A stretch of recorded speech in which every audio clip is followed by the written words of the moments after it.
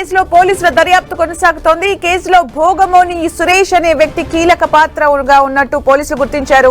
దీంతో సురేష్ ను అదుపులోకి తీసుకున్న పోలీసులు ఉద్దేశపూర్వకంగా అధికారుల్ని అక్కడికి రప్పించి సురేష్ అధికారులపై గ్రామస్తులతో దాడి చేయించినట్లు గుర్తించారు. సురేష్ కు సహకరించిన గ్రామస్తుల వివరాల్ని సైతం సేకరిస్తోంది ప్రత్యేక బృందం. ఫార్మాసిటీ ఏర్పాటుకు భూసేకరణ నిమిత్తం వికారాబాద్ జిల్లా దుద్యాల మండలం లగచర్ల గ్రామంలో ఏర్పాటు చేసిన గ్రామ సభ రణరంగాన్ని తలపించింది. అధికారులపై గ్రామస్తులు దాడికి పాల్పడ్డారు. ఈ ఘటనలో పోలీసులు 55 మందిని అరెస్ట్ చేశారు.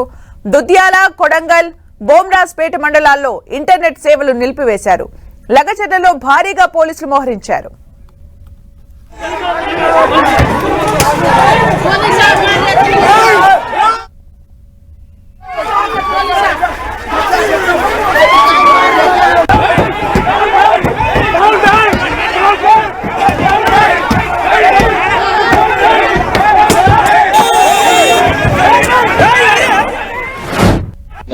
లగచర్ల గ్రామంలో పబ్లిక్ హియరింగ్ ఆర్గనైజ్ చేశారండి. కలెక్టర్ గారు, అడిషనల్ కలెక్టర్ గారు, సబ్ కలెక్టర్ గారు. దానికి సంబంధించి బందోబస్తు అంతా కూడా వేసుకోవడం జరిగింది. అదే సమయంలో బోనగాని సురేష్ అని చెప్పేసి ఒకతను ఆ గ్రామస్తులు, లగచర్ల గ్రామస్తులు కలెక్టర్ గారిని గ్రామానికి ఇన్వైట్ చేయడం జరిగింది. అక్కడ గ్రామస్తులంతా ఉన్నారు, రైతులంతా ఉన్నారని చెప్పేసి అక్కడికి వెళ్ళిన తర్వాత అక్కడ ఇష్యూ ఏముంటుందో మేము చూసుకుంటామని కలెక్టర్ గారికి అడ్వైజ్ ఇచ్చిన తర్వాత అక్కడికి వెళ్ళిన తర్వాత గ్రామస్తులందరూ కూడా ఒక్కసారిగా మూకుమ్మడిగా ఈ ముప్పేట దాడి కలెక్టర్ గారి మీద అండ్ అక్కడ ఉన్న అదర్ రెవెన్యూ అఫీషియల్స్ మీద, అడిషనల్ కలెక్టర్ గారి మీద, సబ్ కలెక్టర్ గారి మీద, కడా ఆఫీసర్ మీద అండ్ డిఎస్పీ గారి మీద అంతా కూడా చేయడం జరిగింది. సో దాంతో రాళ్లతో, కర్రలతో వాళ్ళందరినీ కూడా వాళ్ళు కొట్టడానికి ప్రయత్నించారు అండ్ చాలా వెహికల్స్ డ్యామేజ్ చేశారు. సబ్సిక్వెంట్గా ఈరోజు మార్నింగ్ అందరినీ కూడా మనం ఒక 55 మంది ఎవరైతే దీంతో పార్టిసిపేట్ చేశారో, ఈ రైటింగ్లో ఎవరైతే ఇన్వాల్వ్ అయ్యారో వాళ్ళందరినీ కూడా మనం అదుపులోకి తీసుకోవడం జరిగింది. వీళ్ళందరినీ కూడా మనము విచారించి వాళ్ళ మీద చట్టపరమైన యాక్షన్ తీసుకోవడం జరుగుతుంది.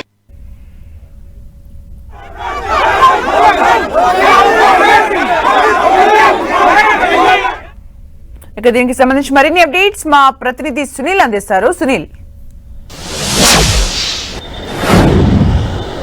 నిన్న వికారాబాద్ జిల్లా కొడంగల్ నియోజకవర్గంలోని లగచర్ల గ్రామంలో అధికారులపై జరిగినటువంటి దాడి కేసులో పోలీసులు దర్యాప్తు ముమ్మరం చేశారు. మొత్తం ఈ ఘటనలో 55 మంది పైగా ఉన్నట్లు పోలీసులు గుర్తించారు. అందులో దాదాపు 50 మందిని పోలీసులు అదుపులో తీసుకున్నారు. ఇందులో ప్రధాన నిందితుడిగా సురేష్, అంటే బీఆర్ఎస్ యూత్ ప్రెసిడెంట్గా ఉన్నటువంటి సురేష్ ఈ యొక్క దాడికి ప్రధాన సూత్రధారిగా ఉన్నట్లు కూడా పోలీసులు గుర్తించారు. ప్రస్తుతం సురేష్ని అదుపులో తీసుకున్నారు. సురేష్ పట్నం నరేందర్ రెడ్డి అనేటువంటి బీఆర్ఎస్ నేతకు అత్యంత ప్రధాన అనుచరుడుగా ఉన్నాడు.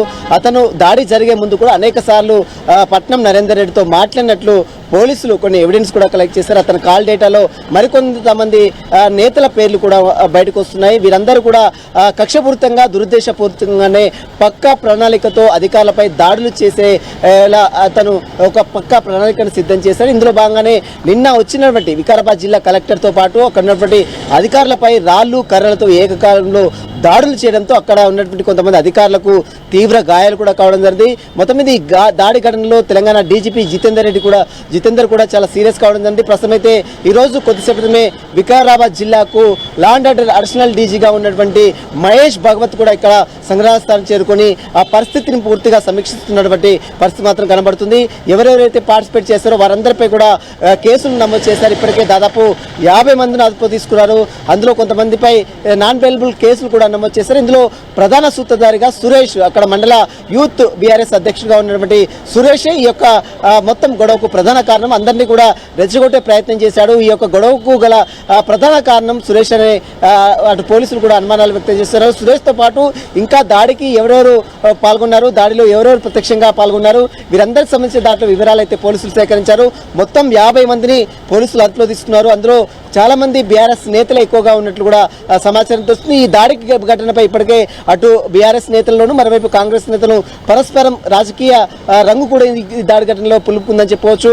మొత్తం మీద ఫార్మాసిటీ ఏర్పాటుకు ప్రభుత్వం సుముఖత వ్యక్తం చేసిన నేపథ్యంలో దాన్ని వ్యతిరేకిస్తూ వేలాది మందికి ఉద్యోగాలు కల్పించేటువంటి ఈ ఫార్మా ఇండస్ట్రీని వ్యతిరేకిస్తూ కొంతమంది కావాలని రాజకీయంగా దీన్ని ఎదుర్కొనలేకనే తమపై దాడులు చేసే ప్రయత్నం చేశారంటూ కూడా అటు కాంగ్రెస్ నేతలు కూడా ఆరోపిస్తున్నారు. ఈ దాడి ఘటనను సమీక్షించేందుకు ఇప్పటికే అడిషనల్ డీజీ ల్యాండ్ ఆర్డర్ గా ఉన్నటువంటి మహేష్ భగవత్ కూడా కొద్దిసేపు క్రితమే వికారాబాద్ జిల్లా లగచర్ల గ్రామానికి కూడా చేరుకున్నారు. మధు, అంటే సునీల్, ఎవరినైతే ఇప్పుడు సురేష్ ని బీఆర్ఎస్ యూత్ లీడర్ గా ఉన్న సురేష్ దీనికంతా కూడా పాత్ర వహించారు అని తెలిసిన క్రమంలో మరోవైపు బీఆర్ఎస్ కి సంబంధించి సోషల్ మీడియాలో మొత్తం లగచర్ల గ్రామంలో ఏదైతే జరుగుతుందో అది కక్ష సాధింపు చర్యలుగా గ్రామస్తులను నిర్బంధించారు అంటూ కూడా సోషల్ మీడియా వేదికగా బీఆర్ఎస్ నేతలు స్పందిస్తూ ఉన్నారు. మరోవైపు కలెక్టర్ పై దాడి, అంటే పోలీస్ శాఖ ఈ ఇష్యూని చాలా సీరియస్ గా తీసుకుంది అనుకోవచ్చా? ఇప్పటివరకు జరిగిన ఎంక్వైరీలో ఏ విషయాలు బయటకు వచ్చాయి? ప్రస్తుతం అయితే నిన్న జరిగినటువంటి దాడి ఘటనకు సంబంధించి నిన్న ఎవరెవరైతే రైతులు పార్టిసిపేట్ చేస్తారో వారికి సంబంధించిన వివరాలన్నీ కూడా ఇప్పటికే సేకరించారు. బీఆర్ఎస్ యూత్ ప్రెసిడెంట్ గా ఉన్నట్టు, అంటే మండల యూత్ ప్రెసిడెంట్ గా ఉన్నటువంటి సురేషే వారందరినీ కూడా రెచ్చగొట్టి పక్కా ప్రణాళికతో అధికారులను అక్కడికి పిలిపించి పక్కా స్కెచ్ వేసి దాడులు చేశారంటూ కూడా ఈ పోలీసులు తమ విచారణలో బయటపడింది. అయితే అతను బీఆర్ఎస్ నేత కావడం, పట్నం నరేందర్ రెడ్డి అనే వ్యక్తికి ప్రధాన అనుచరుడుగా ఉండడం, అతను చాలా మంది అంటే ఈ దాడి ఘటన ముందు దాదాపు 40 సార్లుగా పైగా అటు పట్నం నరేందర్ రెడ్డితో మాట్లాడు, Patnam Narender Reddy BRS working president తో కూడా మాట్లాడినట్టు పోలీసులు చెప్తున్నారు. ఈ దాడి ఘటనలో పూర్తిగా రాజకీయ ప్రమేయం పులుముకుంది అనేటువంటి వాదన అటు పోలీసులు చెప్తున్నారు.